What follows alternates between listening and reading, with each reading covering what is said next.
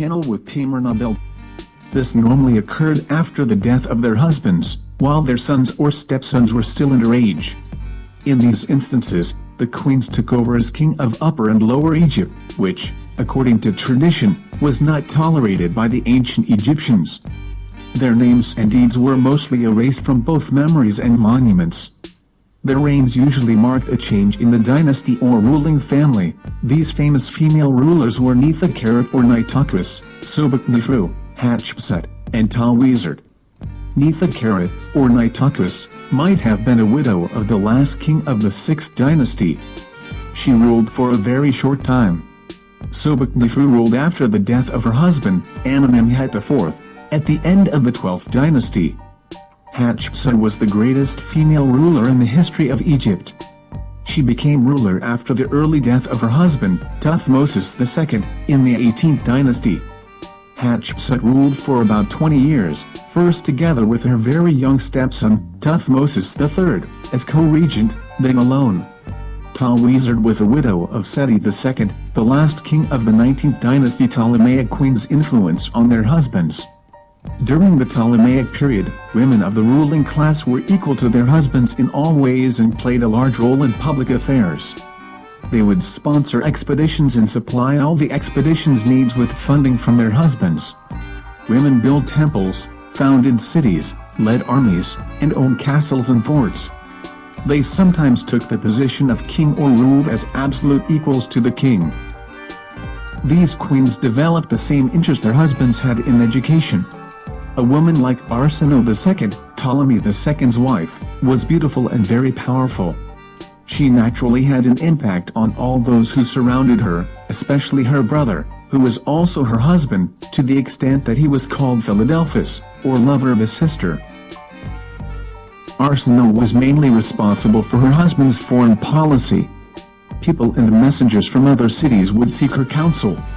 It was probably based on his wife's advice that Ptolemy II sent an expedition to Rome requesting friendship. Arsinoe's death ended the Ptolemaic expansion since she had control over the Middle Greek countries and because Ptolemy could not resist her influence. When she died, he named the Alphaean province after her, which became known as Arsinoe province after it was reformed.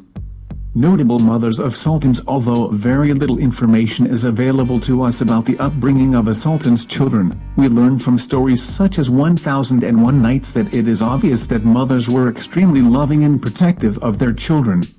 Mothers were constantly trying to spare them from their fathers' punishments by hiding their mistakes. Mothers might even murder anyone who threatened the lives of their sons. During the Ayyubid period, the mother of Nur al-Din helped her son escape the wrath of his father al-Malik al-Adil, who swore to cut off his hands as a punishment for drinking alcohol. Historians mention that Al-Katan, the daughter of Baraka Khan, poisoned Prince Balik when she overheard his plan to prevent her son from becoming Sultan of Egypt. The mother of Sultan al-Nasir Muhammad ibn Qayn is said to have escaped from the Egyptian territories with her son for fear of plots to get rid of him in order that another could take the throne. Another example is that of Qalin Zainab, daughter of Kazbak. She chose to leave the Citadel Palace and join her two sons, Al-Muwaid Ahmad and Muhammad, in prison. She nursed Ahmad until his death and then requested the permission of Sultan Kashqadam to take his body to Cairo to bury him next to his father al-Ashraf I. As for Qalin Aslabi, mother of Sultan al-Nasir Muhammad ibn Qaitbay, upon learning of a threat on her son's life from his uncle Qansuwa, she made them vow loyalty to each other. Another historical story is that of Anuk, son of Sultan al-Nasir Muhammad ibn Qayn. When Anuk fell in love with a singer named Zara, his mother, Qalin helped him. When his father the Sultan found out, he vowed to kill Anuk, but al-Nasir Muhammad's wife, Qalin stopped him. The great respect and privileges that mothers enjoyed at the time is repeated in several historical Mamluk sources. An example of this great love is the amazing building Al-Ashraf Shaban built in honor of his mother, al-Sultan Shaban. Famous Muslim women. Many historical writings indicate that Muslim women were involved in both religious and intellectual life. Numerous women specialized in grammar, poetry, and the Prophet's sayings. One example is Fatma, daughter of Abbas Shikha of Ribat Convent al-Baghdadiya, named the Lady of Her Times by the historian al-Makrizi, who described her as having great intellect and wisdom. Other women were known by reciting the Prophet's sayings from the Bukhari book in gatherings that took place at the citadel. Many intellectuals of the Mamluk period were taught and certified by famous women, Muslim scholars at the time. A historian named al-Sakhawi describes how many students crowded to listen to Anas, daughter of Abd al-Karim. Golden light in the elite of the 9th century, he includes over 1,000 biographies about women that lived during that century, 9th century Hijri, 15th century AD. Before that, during the Walid age, Sayyidah Nafisa, a descendant of the Prophet, gave religious lessons in her house and was a great woman loved by the Egyptian population.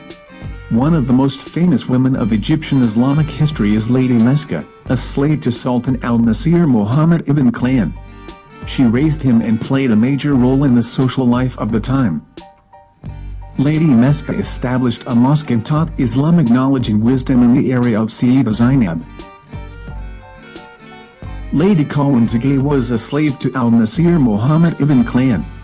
He freed her and made her his wife. She was a great beauty and a kind-hearted woman who attended to all her slaves' needs. She was the mother of Prince Anuk, and her greatness continued even after the death of al-Nasir Muhammad ibn Klan. Kawenzage built a khanqa, a monastery or Sufi convent. This khanqa had houses linked to it where Sufis lived and received their education. She arranged the presence of a prayer reader at her son's grave. She also donated money so that bread could be given to the poor. Another famous woman of the Mamluk period is Qawan Baraka, mother of Sultan Shaban and wife of Prince Iljay al-Yusufi.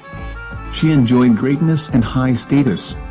The school of al-Sultan Shaban, which was built for her, is a great building with a public fountain which is located near the citadel. She also arranged for lessons of the Shafi'i and Hanafi religious rites to be taught there. She was buried there along with her son Al-Ashraf Shaban. This subject today. Tomorrow, a new topic. Tamer Nabil, have fun. Bye bye.